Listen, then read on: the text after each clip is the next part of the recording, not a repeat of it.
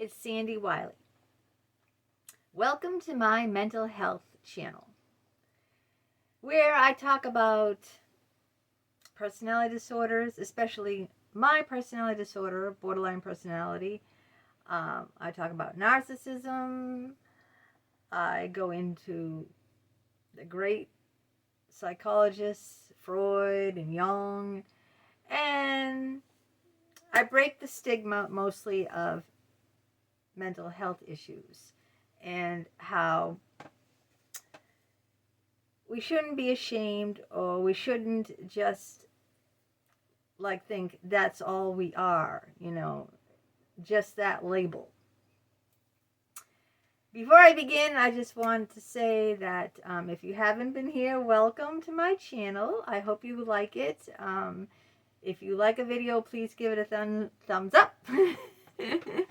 And if you like it enough and watch my other videos, please subscribe. It's free to subscribe to my channel. And if you really like it, you can even give me a tip. And the little hearts, this is thanks. There's a $sign. This is thanks. You can even give me a small tip. Anything is appreciated. I do these videos every single day. I put a lot of work and a lot of effort into the subject matter and editing them, and and the contents too.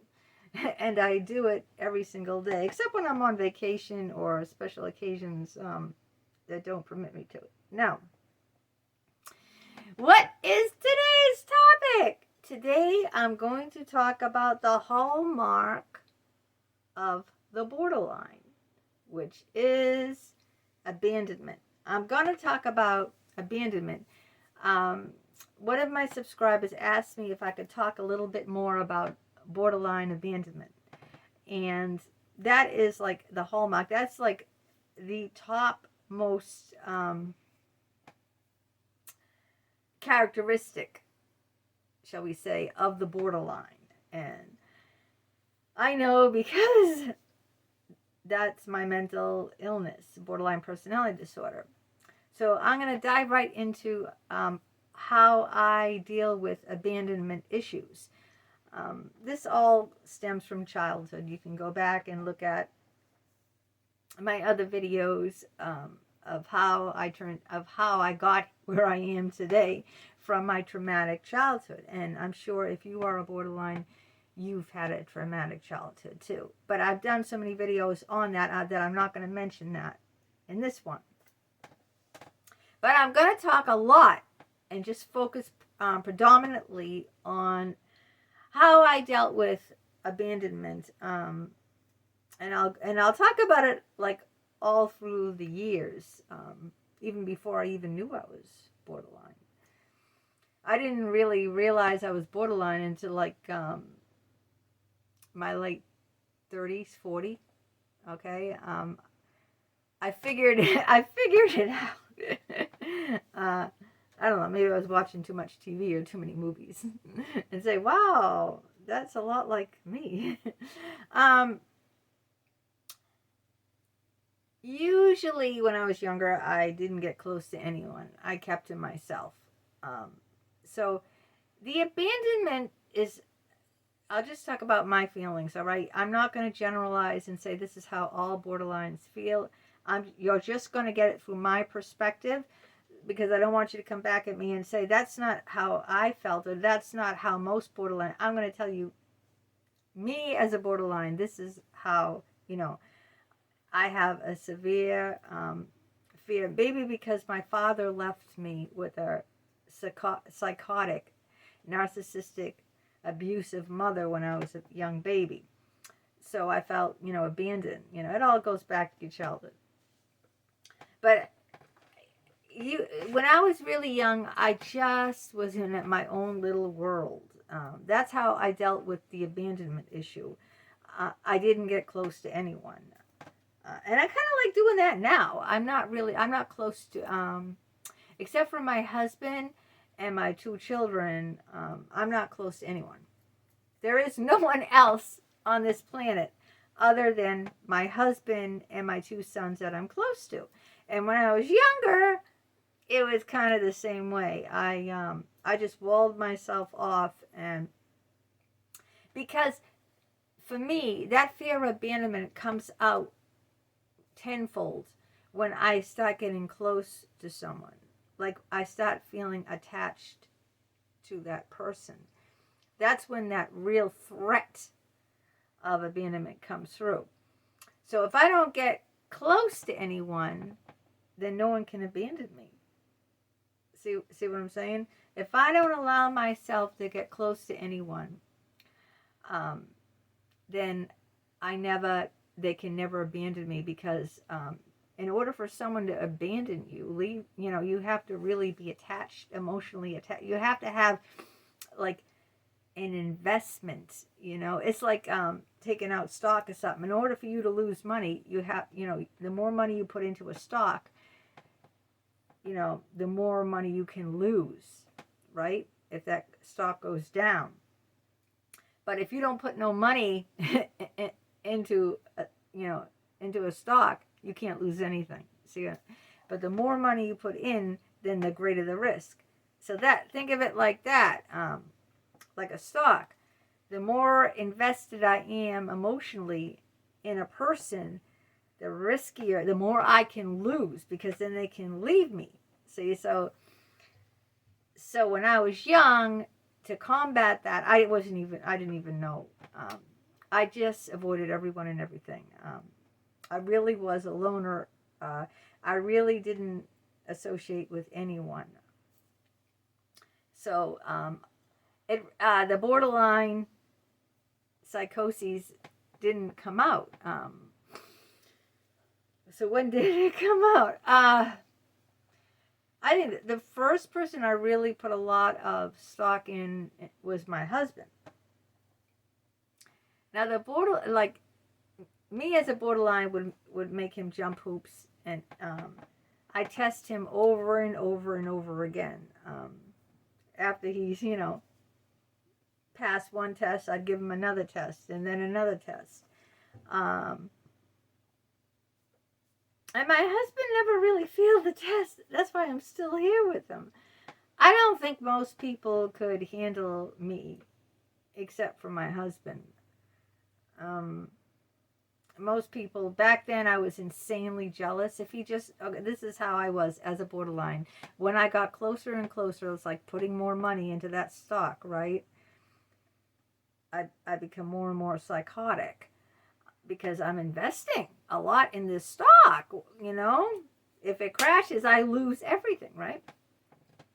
And I did invest more and more in myself, into the relationship with my husband. I went, began dating him, going steady with him, got engaged, got married, etc., had children. But in the beginning, I didn't trust him at all. I didn't trust anyone. It wasn't because he was untrustworthy. It's because I could not trust. I could not allow myself to go there with anyone. So what happened was, we get into a lot of fights. If he talked to a girl, he was cheating on me. Just talking to a girl. Like a lot of, when we got engaged, I threw the ring back in his face. I don't know what that was about. It was just like I had, severe trust issues. And I was investing more and more of my emotions in him. Yeah, we worked together in an engineering firm. And he was talking to this engineer about a work-related matter. I mean, you do have to talk to people at work, right? You do have to talk to men. You have to talk to women. I mean, you can't, choose only to talk to men because your girlfriend is jealous. But yeah, we were dating. Oh, no, we were married at that point. Yeah, we were married. 1988. We got married in 87, so. Yeah, so he was talking, he wasn't flirting. He was talking to this engineer, female, work-related, because he had to. Like, I had to talk to men, engineers. We're working in an engineering firm, Stoner Webster. We both work there, You have to, you're working with people. You got to talk to people. But anyway, so I saw him and just talk. Nothing else. Not like standing close or giving her the eye or smile. Nothing like that. And I remember I had yogurt and I threw the yogurt. That's psycho, you know? Like, huh? Why? What did he do? Did he flirt? No. He was talking to someone at work that he had to talk to about a work-related matter. Like, I have to talk to men about work-related. Anyway, I really didn't have a leg to stand on because I chased two engineers. Well, no, one was a computer programmer and one was an engineer. I went after them and I chased them. Okay? Cody Cowgill. 6'5", I don't know, 200 something. I mean, he wasn't fat, but he was tall. He looked like a lumberjack. He looked like a cowboy. I mean, he had, you know, brown hair, doe eyes, big guy, tall, but not fat, you know, just. And he was married, and I think he had children too. And I flirted with him. I even asked him out. I did. And then the second one was an Iranian man, single. They were both older than me. I like older men.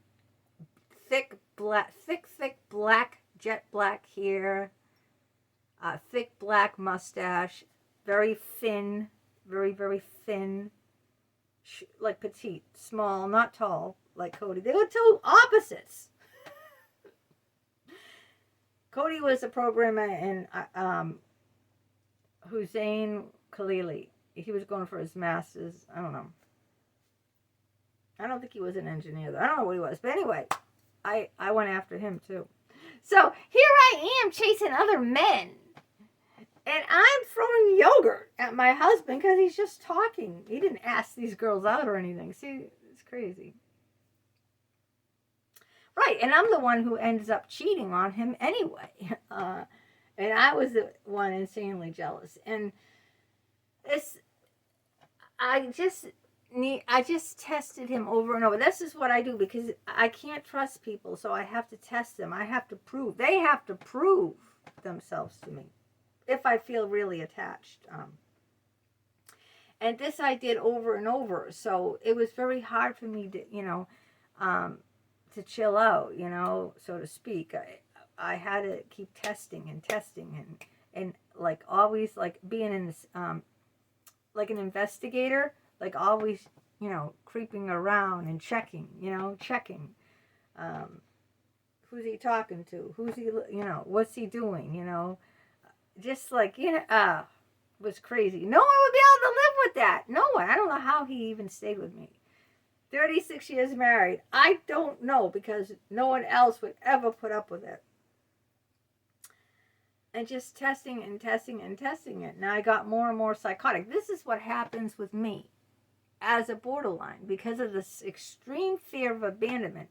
When I get close to someone, I have to test them. Make sure they pass every single one of my tests.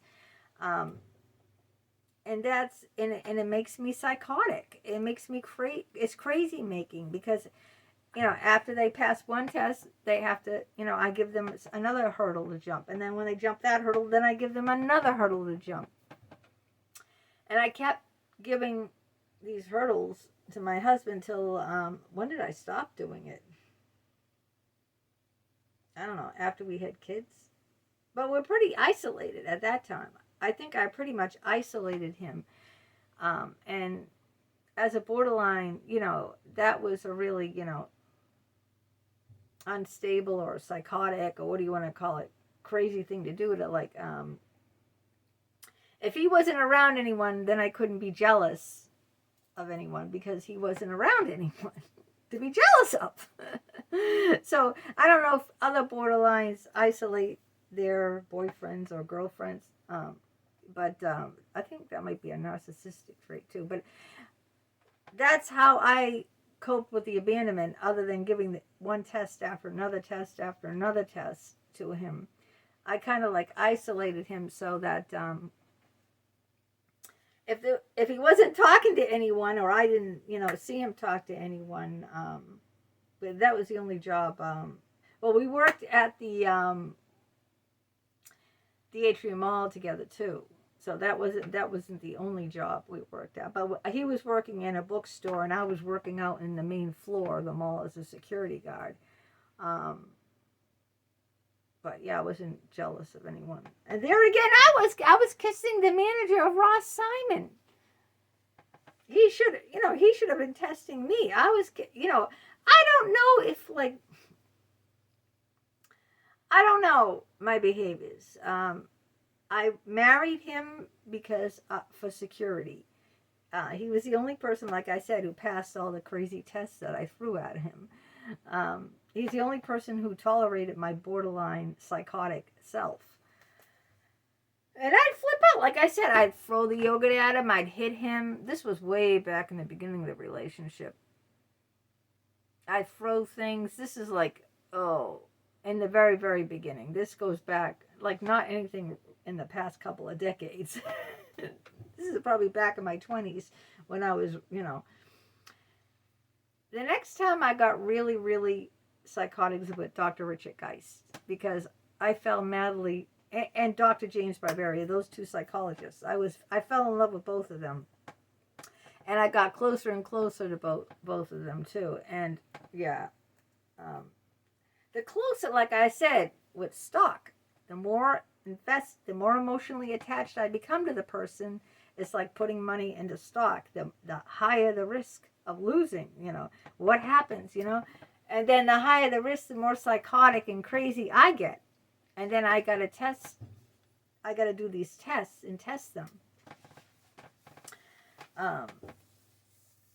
Yeah, it's just, it's nuts. I mean, Dr. Richard Geist really brought out the borderline in me.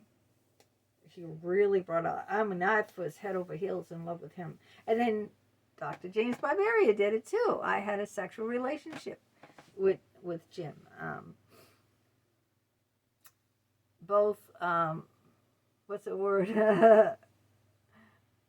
Copulation and orally.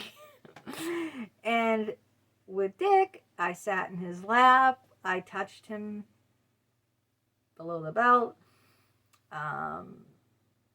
All sorts of things like that. So I was, I held him in my arms. I gave him a back massage. During one of my therapy sessions. He on the floor. This is a psychologist, a Harvard psychologist. And I called him in the middle of the night, waking him up, and I was so crazy in love with him that I was putting all of my emotions, all my money into him. Everything, all of me. I was seeing him 5 hours a week. With Jim, I was seeing him 10 hours a week. And going to bed with him. And so, I've written books and books about both of them. And it just made me crazy. It led to my alcoholism. Now, why didn't it make me crazy with my husband, all right? First of all, my husband passed all the tests. Both Dick and Jim failed all the tests. All right? I'm just telling you why being with my husband didn't make me crazy. Why Dick Geist and Jim Barbaria, the two psychologists I had, why they made me crazy. Because my husband passed all the tests and they failed. Also, I was madly in love with them. I wasn't in love with my husband. I put my emotions into him, and he never let me down, where those two psychologists let me down time and again. And they just withdrew from me. Even Dick said, he said, "You're too intense. You want too much attention. You're too demanding." He's describing the borderline. Too intense. Want too much attention. Too demanding. And he brought that out tenfold. He just brought that out. You know how some people can bring out the worst in you and other people can bring out the best in you? Well, these two psychologists brought out the worst borderline possible in me. I was totally psychotic. Totally off the wall psychotic. And Dick was seeing me for free. Ugh, just thinking about it. So how do I deal with that abandonment now? Now I just keep to myself. Um, I don't put my emotions in any stock or in any person. So I'm not investing myself. I only invested myself in my husband, and I don't act psychotic with him anymore. I've been married 36 years. He's been 100% faithful, 100% devoted, 100% loyal. He's jumped through all the hoops. He's passed all the tests. And it took all that time. It took a long, long, long time where, this both of my shrinks there, who I got emotionally involved with, they failed, and I have, Jim died, and I have a complaint with the licensing board over Dick and all the unethical things he did. Just read the books. I'm not going to go into it in this video. But right now, how I deal with it, how I dealt with coping with them is just washing it down with alcohol.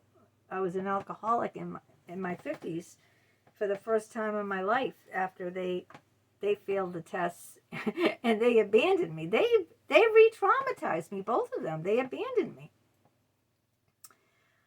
But now I'm more, even keel, not that up and down, because now I don't put my emotional investment into anyone other than my husband and my children. So, I'm not in that position. I don't put myself in that position to feel abandoned anymore. Because I think they say when borderlines get older, they're less of the symptoms. And I'm like almost 60 now. So, and I'm with the same man for 36 years. So I'm grounded in that stable relationship. So if I was single and dating, I'd probably be psychotic. And I know that. That's why, I stay put, stay grounded, stay with who I trust. And I don't really invest my emotions in anyone new. So I'm not saying like what you do, or I don't know if you test people. If you're borderline, do you put people through those tests? Do they have to jump hoops? Do you throw yogurt in because they're talking to someone? So that's what that's what I've gone through as a borderline, and no one can understand the agony. I mean, it really is agony. You don't want to feel that. I didn't want to feel that way. That's a horrible way to feel. So insecure, like someone could take everything away from you. This horrible, horrible existence to live like that.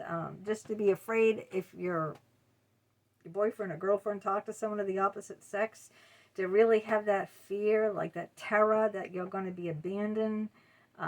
Like little things, checking their desk, checking their phone, or just checking, because you're so frightened. It's like I said, it's like putting all that money in that stock, and what happens if it bottoms out? You lose everything. I think because you tie up your identity in the relationship. I mean, this is horrible, but this is, I think, what happened to me. I tie my identity of who I am into the relationship. So if I lose the relationship, I lose my identity. I lose who I am. And if you lose who you are, there's nothing left. See what I'm saying? If you lose yourself, you don't have yourself, what do you have? If not yourself, you've got nothing. So tying your identity up with someone else that's what I think. That's why borderlines cut. I mean, I have never done like that, but I don't know. I mean, I've taken risks, like getting drunk and driving and getting a head-on collision. I've done that. I mentioned that in the book too. I mean, I've done impulsive things and taken major risks, and I putting myself in danger in those ways, you know. But yeah, you should never tie up your idea. But I mean, it's not like a conscious choice. It's not like saying, well, I shouldn't do this, you know. Right. Like if you cut yourself, you should, you know, do you say, well, I really shouldn't do this, but you do it. There's a reason you do it. Since I don't do that, I don't really know, you know, but there is always a reason. And just a coping mechanism. I don't know, but therapy has never helped me. Maybe it helps other people who are borderline, but it only brought out the borderline more in me. It only made me much worse. So that's about where I stand now, and I hope that you share, you know, in the comments below if you've done any of these things, if you're borderline or you're in a relationship with a borderline, if they've done any of these things. And until next